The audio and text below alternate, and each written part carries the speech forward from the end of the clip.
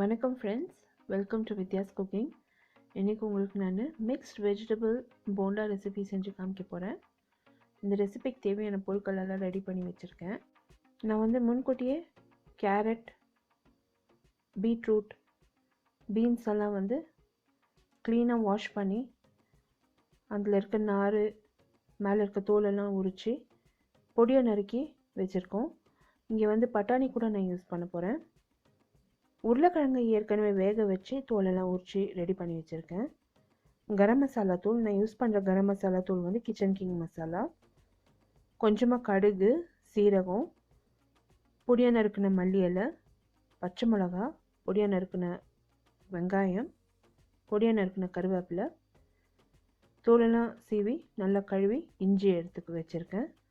பெருங்காயத்தூள் தேவைப்படும். இப்போ இந்த ரெசிபியில் என்னென்ன பொருட்கள் யூஸ் பண்ணேன் எல்லா லிஸ்ட்டும் description box below this video post பண்ணுறேன். அப்படி இல்லைன்னா I card above this video நீங்கள் கிளிக் பண்ணிங்கன்னா என்னோடய பிளாகுக்கு டைரெக்ட் ஆகும். பிளாகில் வந்து டீட்டெயில் ரெசிபி இருக்குங்க. முதல் வந்து இந்த இஞ்சி அண்ட் பச்சை மிளகா நல்லா வந்து ஒரு கல்லில் வச்சு தட்டி எடுத்துக்கினேன்.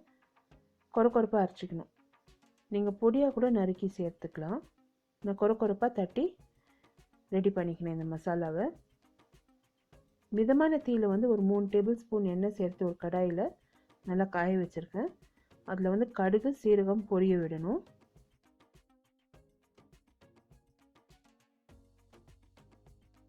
கடுகு சீரகம் நல்லா பொரிஞ்சு அடங்கணும்.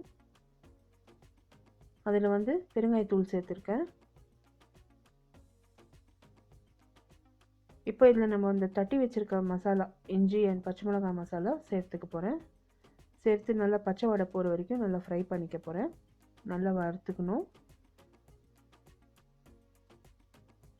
என்னை ரெகுலர் அப்டேட்ஸ்க்கு இன்ஸ்டாகிராம், ஃபேஸ்புக் அண்ட் ட்விட்டரில் லைக் பண்ணி ஃபாலோ பண்ணுங்கள் friends. All the links to my social media description box below this video இருக்கும். The same recipe is also posted in YouTube இங்கிலீஷோட லிங்க் கூட description box below this video இருக்கும். இப்போ நான் கரம் மசாலா தூள், கருவேப்பிலை சேர்த்துருக்கேன். சேர்த்து நல்லா ஃப்ரை பண்ணிவிட்டேன். பொடியாக நறுக்கி வச்சுருக்க வெங்காயமும் சேர்த்துருக்கேன். சேர்த்து லைட் ப்ரௌன் கலர் வர வரைக்கும் நல்லா ஃப்ரை பண்ண போகிறேன். வெங்காயம் வந்து சீக்கிரமாக வேகாத தொட்டு கொஞ்சமாக உப்பு, கொஞ்சமாக தண்ணி தெளித்து இந்த வெங்காயத்தை நல்லா ஃப்ரை பண்ணிக்கினேன். ஸோ இப்போல்லாம் வெங்காயம் சீக்கிரமாகவே வேகிறது இல்லை. இந்த மாதிரி செஞ்சிங்கன்னா அது வந்து பட்டுன்னு வந்துடும்.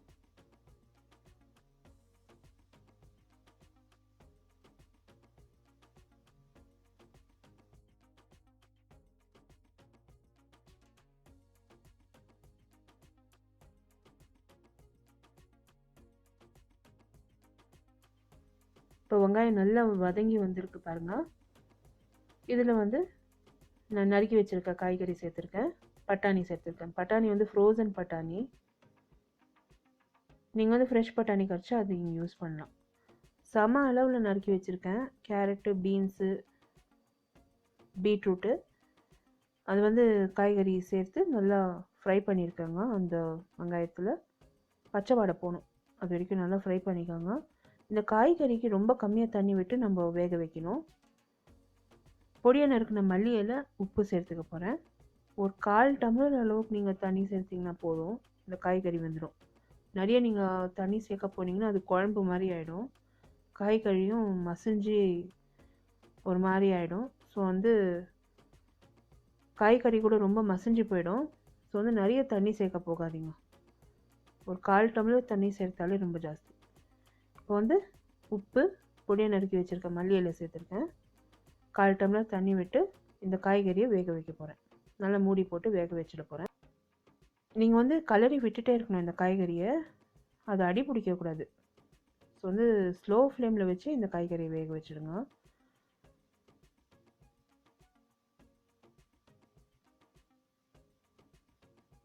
இப்போ இந்த காய்கறிக்கு தண்ணி சேர்த்து நல்லா கலந்துட்டேங்க. மூடி போட்டு நல்லா வேக வச்சிட்டேன். காய்கறி நல்லா வெந்ததும் சுத்தமாக தண்ணி இல்லை பாருங்கள். நல்லா அந்த தண்ணியெல்லாம் வற்றி போச்சு. இந்த காய்கறியும் நல்லா வெந்திருக்கு. இப்போ இதில் வந்து உருளைக்கிழங்கு வந்து நம்ம பொடி பொடியாக செஞ்சு சேர்க்கணும். உருளைக்கிழங்கு சேர்த்த பிற்பாடு நல்லா மிக்ஸ் பண்ணுங்க. நீங்கள் உருளைக்கிழங்கு சேர்த்த பிற்பாடு உப்பு செக் பண்ணி உப்பு ஆட் பண்ணணும்.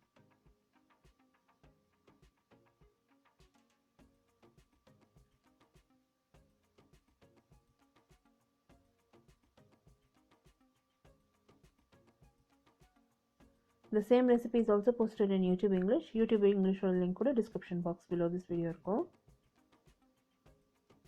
For regular updates என்னை வந்து Instagram, Facebook and Twitterல லைக் பண்ணி ஃபாலோ பண்ணுங்கள். நான் நிறைய ஸ்டோரிஸ் அங்கே போஸ்ட் பண்ணிகிட்டே இருக்கேன்.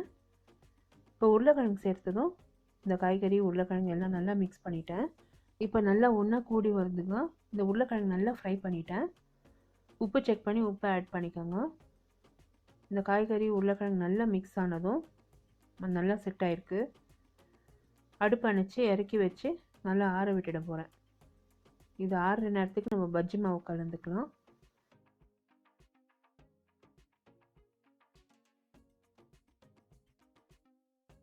பஜ்ஜி மாவுக்கு தேவையான பொருட்கள் பார்த்திங்கன்னா கடலை மாவு நல்லா ஜலிச்சு எடுத்து ஒரு பவுலில் சேர்த்து வச்சுருக்கேன். மிளகாய்த்தூள், கொஞ்சமாக ஓமம், கொஞ்சமாக குக்கிங் சோடா, அதாவது சோடா உப்பு ஒரு இட்லி உப்புன்னு சொல்கிறாங்க, நீங்கள் அது யூஸ் பண்ணலாம். எண்ணெய் நல்லா காய வச்சுருக்கேன் மிதமான தீயில்.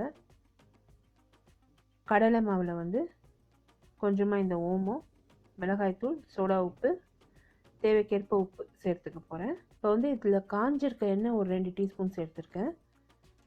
சேர்த்து எல்லாத்தையும் ஒன்றா மிக்ஸ் பண்ணிட்டேன். மாவில் கொஞ்சம் கொஞ்சமாக தண்ணி சேர்த்து நல்லா மிக்ஸ் பண்ண போகிறேங்க.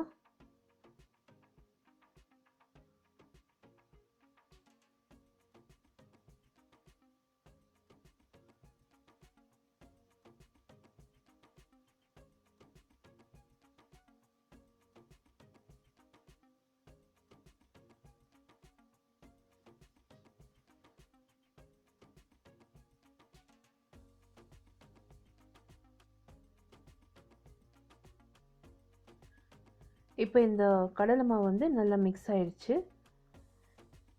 இந்த பஜ்ஜி மாவு கன்சிஸ்டன்சி எப்படி இருக்கணும்னா தோசை மாவை விட கொஞ்சம் திக்காக இருக்கணும்.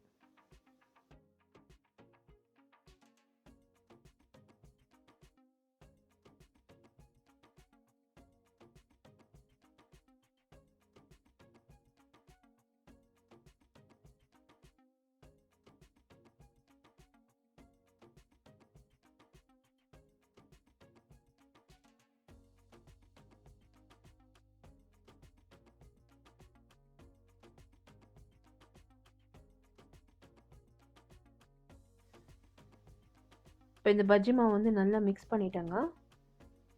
பஜ்ஜி மாவு ரெடி ஆயிடுச்சு. எண்ணெய் கூட நல்லா காஞ்சிருக்கு. இப்போ நம்ம வந்து இந்த போண்டா பிடிச்சி சுட வேண்டியது தான்.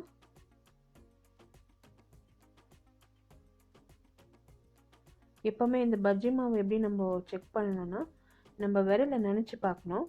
அந்த விரலில் கோட்டாச்சுனாக்கா அந்த பஜ்ஜி மாவு வந்து அப்படியே நிற்கணும் விரலில். அது நின்னாக்கா இப்போ கோட்டாகி நிற்கிது பாருங்கள், இது வந்து பர்ஃபெக்ட் கன்சிஸ்டன்சி. இப்போ நான் வந்து நல்லா கையை நனைச்சி அந்த காய்கறி கலவையை உருண்டை பிடிச்சிட்ருக்கேன். லைம் சைஸோட கொஞ்சம் பெரிய சைஸாக பிடிச்சிருக்கேன்.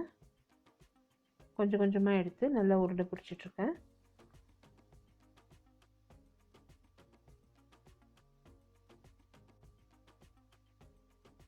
இப்போ எண்ணெய் நல்லாவே காஞ்சிருக்குங்க.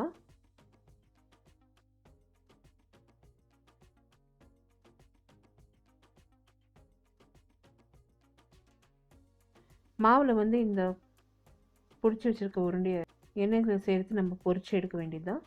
இப்போ பார்த்திங்கன்னா இந்த காய்கறி கழுவை அந்த உருண்டை பிடிச்சதும் நான் மாவில் கூட ரொம்ப நிதானமாக தான் துவைக்கிறேன். அதை நீங்கள் வேகமாக பண்ண போனீங்கன்னா அது வந்து மாவு விரிஞ்சிடும். ஸோ அது காய்கறி கழுவை வந்து ரொம்ப டெலிகேட்டு. ஸோ நீங்கள் நிதானமாக தான் அது மாவில் துவைச்சி எண்ணெயில் சேர்க்கணும், இல்லைன்னா அது விரிஞ்சு போகிறதுக்கு சான்சஸ் இருக்குது. ஸோ இப்போ நிதானமாக நான் சேர்த்துருக்கேன். எண்ணெயில் சேர்த்து நல்லா திருப்பி திருப்பி ஃப்ரை பண்ணுங்க. நிதானமாக திருப்பி விடணும், இல்லைன்னா விரிஞ்சு போவோம்.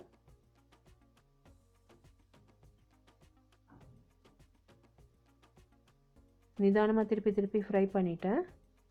ஒரேடு வறுத்து எடுக்கிறதுக்கு எனக்கு ஒரு 5 நிமிஷம் ஆச்சு. நல்லா வறுத்து எண்ணெயிலேருந்து இருத்து இந்த போண்டாவை ஒரு பேப்பர் மேலே வச்சுட்டேன். இன்னும் கொஞ்சம் எண்ணெய் வடிகிறதுக்கு, எக்ஸஸ் எண்ணெய்லாம் வடிகிறதுக்கு ஒரு பேப்பர் மேலே சேர்த்து வச்சுட்டேங்க. இப்போ 2வது ஈடு கூட அதே மாதிரி நான் வந்து ஃப்ரை பண்ணியிருக்கேன். கண்டிப்பாக ட்ரை பண்ணுங்கள் ஃப்ரெண்ட்ஸ். இந்த ரெசிபி ரொம்ப அருமையாக வந்தது. ட்ரை பண்ணிவிட்டு உங்களோட காமெண்ட்ஸ் எல்லாம் போஸ்ட் பண்ணுங்கள். All the links to my blog and social media description box below this video இருக்கும். இந்த ரெசிபியில் யூஸ் பண்ணியிருக்க பொருட்கள் எல்லாம் வந்து description box below this video இருக்கும். இது வந்து நான் சுட புதினா சட்னியோட பரிமாறியிருக்கேன். புதினா சட்னியோட ரெசிபி கூட description box below this video நான் போஸ்ட் பண்ணுறேன் லிங்க்கு. ரொம்ப அருமையாக வந்ததுங்க. இந்த போண்டா அண்ட் புதினா சட்னி காம்பினேஷன் ரொம்ப பிரமாதமாக இருக்கும். அடுத்த புதிய ரெசிபியோடு மறுபடியும் சந்திக்கும் வரை this is Vidya Lakshmi. Thank you so much for வாட்சிங். பை.